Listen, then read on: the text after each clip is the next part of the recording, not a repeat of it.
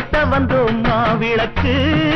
எங்க குறைய நீ விளக்கு அடி அலங்காரி அருள் சுபதேவி எங்கள் வாழ்வை காக்கும் மாரியம்மாவே